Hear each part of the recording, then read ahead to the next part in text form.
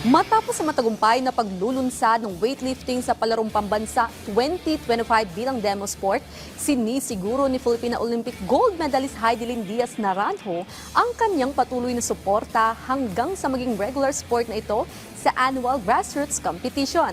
Yan ang ulat ni teammate Daryl Oclares.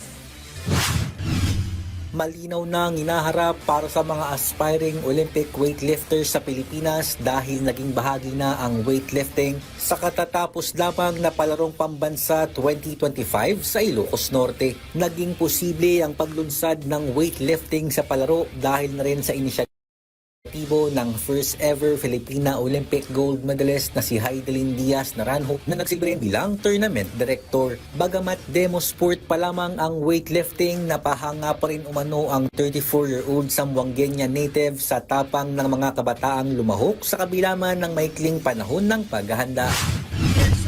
They're so brave and we're thankful that sumabak sila dito na kahit di pa nila alam kung paano talaga ang sports. They just lift the bar from the ground to overhead, then siguro nanood ng YouTube, but we're so thankful na brave sila and for trusting us that we will help them when they arrive here, for trusting us na the sports will be safe for them. So, masaya kami.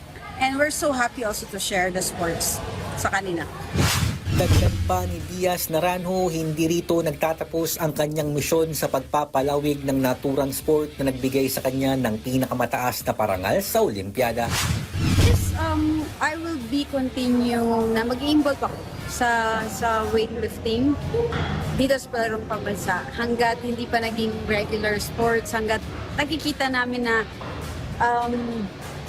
hindi pa na, kasi kailangan may transitioning kasi before we just like mag-move kami for our next project or the next goal.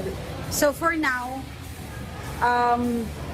dahan-dahan kasi hindi naman agad-agad bitawan namin.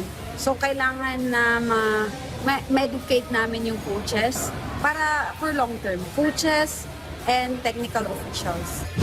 Samantala, ibinahagi rin ni Diaz Naranjo kung plano ba niyang magbalik kompetisyon ngayong taon. This year, nilook forward ko ay magsi-SEA Games sa 58 kilograms. Pero tinitignan ko pa because I'm still trying. I'm still trying to get pregnant. Sana. Daryl Oclares para sa Atletang Pilipino para sa Bagong Pilipinas.